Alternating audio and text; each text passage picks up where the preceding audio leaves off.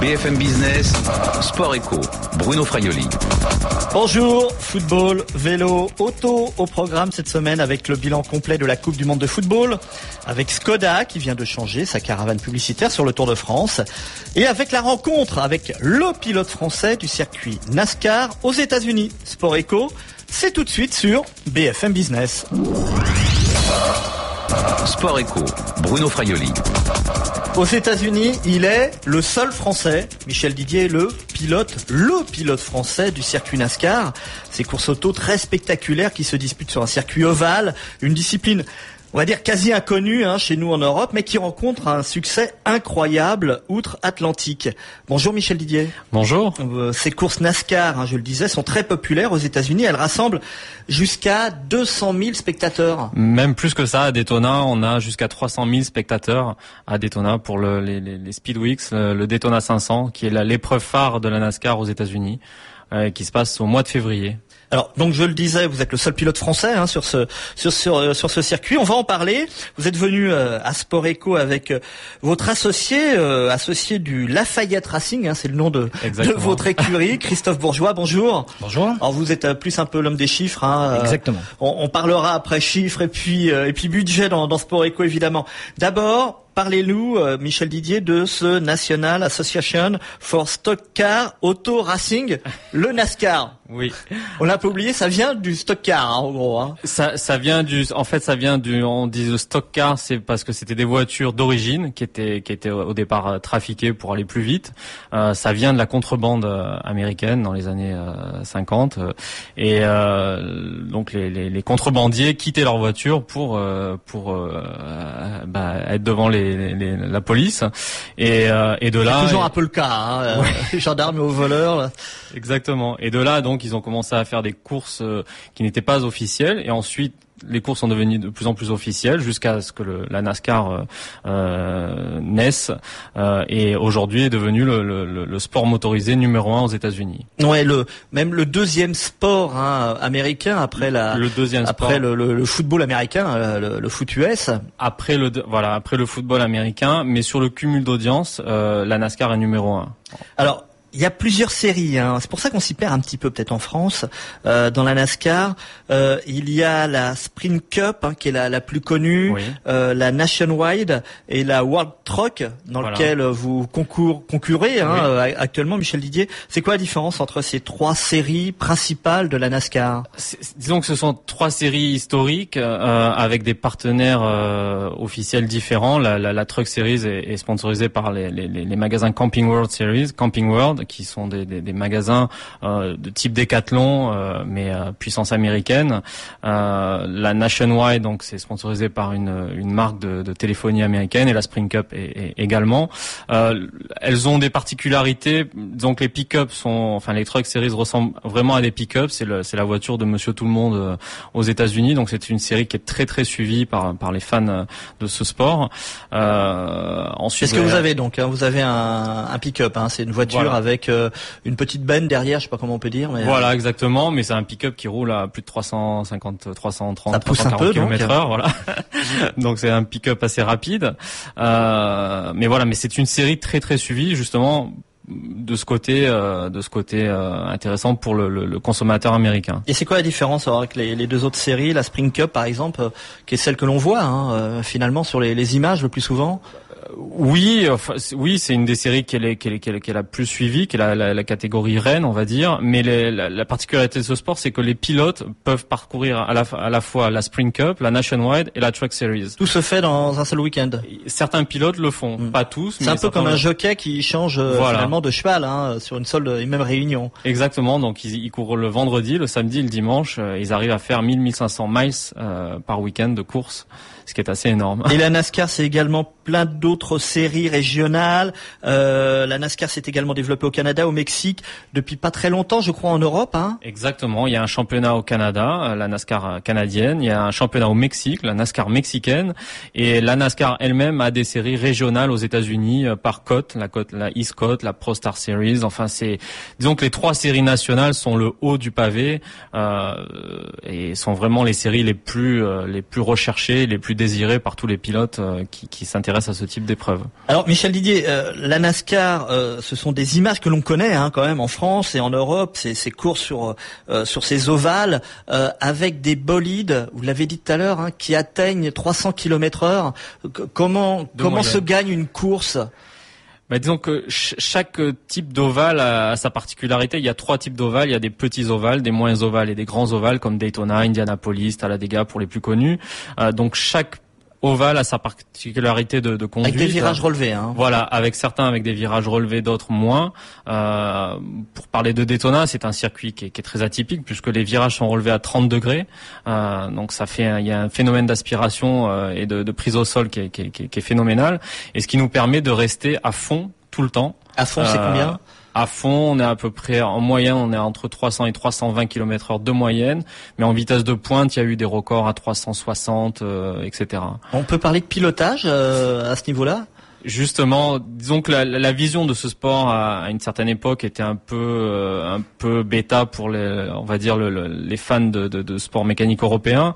Mais depuis, il y a eu Juan Pablo Montoya qui a été 2 fois vice-champion du monde de Formule 1 derrière Michael Schumacher, qui est venu en NASCAR pendant 10 ans et qui n'a jamais gagné en NASCAR sur ovale. Je sais que Jacques Villeneuve aussi a essayé d'y participer et ça n'a pas vraiment marché. Et qui gagne alors, celui qui a le plus gros moteur, celui qui joue mieux l'aspiration? C'est de la stratégie, c'est du pilotage aussi parce qu'il faut être extrêmement fin puisque vous êtes à plus de 300 km/h et on est 40 de plomb alors. Cette année à Daytona, on était du premier au dernier en 2 secondes 5. C'est-à-dire 40 voitures qui passent en 2 secondes 5. Et vous avez bien marché à Daytona, je crois.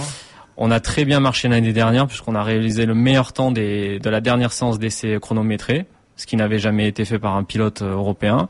Et on a fait un résultat on a terminé 11e de la course sur 43 pilotes. Alors, je le disais, Michel Didier, vous êtes avec Christophe Bourgeois, qui est votre associé au Lafayette Racing, ici donc à Sport Eco. Christophe Bourgeois, le NASCAR, c'est quand même une énorme foire commerciale aussi. Les marques sont très présentes. Les marques sont très présentes parce qu'elles ont compris l'enjeu que ça avait, notamment aux États-Unis, et la portée dans le monde. C'est un sport qui est diffusé dans 150 pays, qui est broadcasté en 20 langues. Ça a une puissance commerciale sur place énorme. C'est le premier sport en brand loyalty dans le monde. Aux États-Unis, un fan de NASCAR, une marque investit 1 euro, elle récolte 3 euros de chiffre d'affaires. C'est-à-dire qu'on est vraiment sur un public de fans qui est investi vers son écurie, son pilote, et qui suit les marques qui suivent ces mêmes pilotes. Et le sponsoring est rentable. On peut parler d'un ROI du sponsoring là-bas, qui est impressionnant et qu'on voit pas dans tous les sports. Investissement, donc. Et les grandes marques sont là. On voit ces images de ces voitures bariolées avec des très grandes marques, avec des investissements importants. Je trouvais, je vous en parlais hors antenne tout à l'heure. Donc le pilote Bill Elliott, c'est ça, qui est l'un des meilleurs pilotes de la NASCAR, avait signé un contrat avec McDo de 6,5 millions de dollars. Et on a des écuries à 20 millions de dollars. Et on a des marques également qui vont de McDo même à des marques de lessive. C'est très populaire tout ça. Complètement, effectivement, c'est des produits principalement de consommation. En revanche, pour la truck, on est sur des budgets à l'année autour de 3 millions et demi.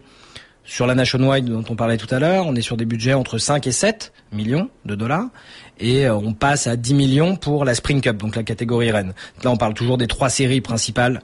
Ce qui fait que pour 3 millions, par exemple, en World Truck Series, on a 24 courses diffusées en live sur ESPN, Speed ou Fox à la télé américaine, diffusée dans les pays qu'on a cités, pendant 2 heures à chaque fois. C'est aussi un gros enjeu pour les constructeurs qui sont là, tous les constructeurs auto, Toyota qui met beaucoup d'argent, c'est pour être visible.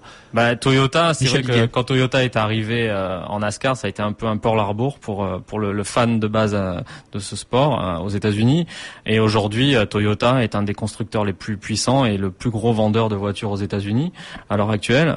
Et ils sont totalement investis en NASCAR.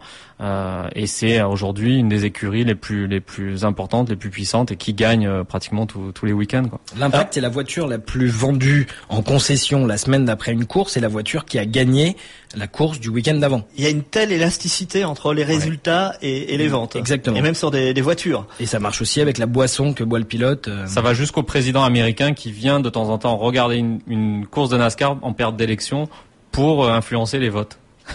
Michel Didier, alors vous, c'est pas les votes que vous voudriez influencer, ce sont les partenaires, puisque donc vous avez fait quelques courses jusqu'à présent. Hein, vous êtes un pilote aguerri avec déjà un palmarès assez fourni. Vous voudriez donc poursuivre sur cette NASCAR.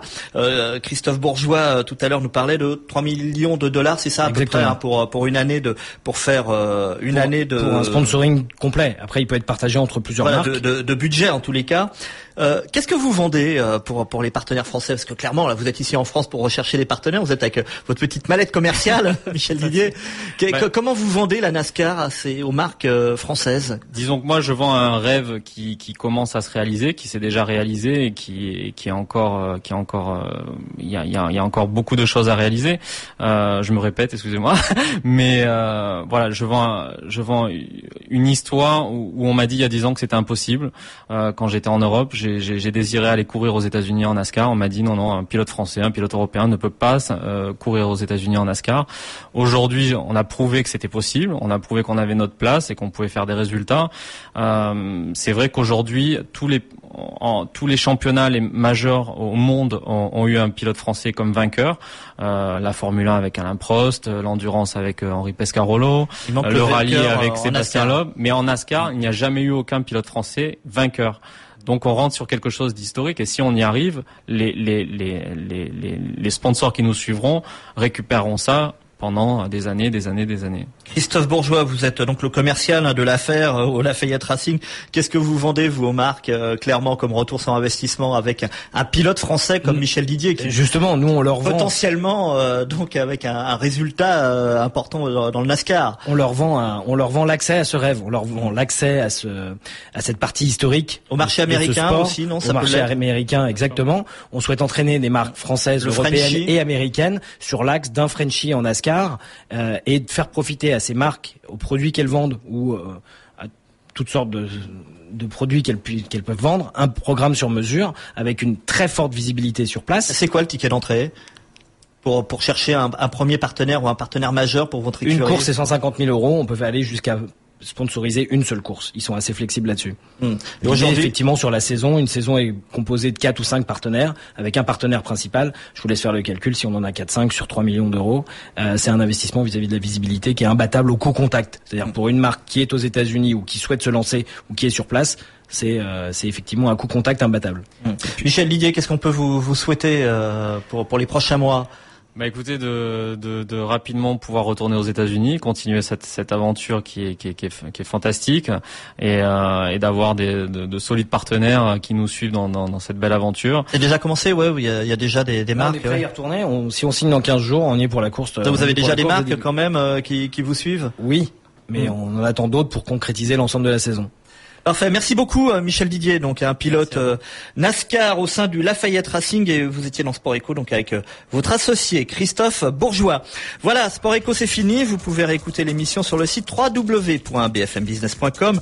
Les principales infos du sport business, c'est bien sûr sur la page Sport Eco de Facebook et mon compte Twitter. Moi je vous retrouve la semaine prochaine sur BFM Business, à bientôt.